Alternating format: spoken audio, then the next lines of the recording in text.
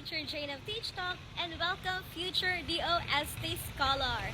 Today, we are going to answer the question of the day. Question: whale is to pod, kitten is to blank.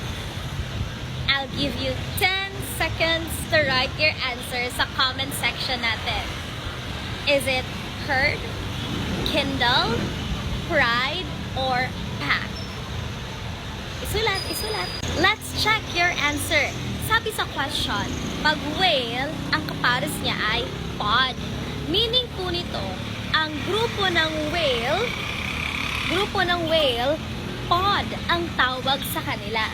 Now this time, pag grupo ng kitten, ano naman ang tawag natin dyan? Pag grupo ng kitten, is it herd, kindle, pride, or pack?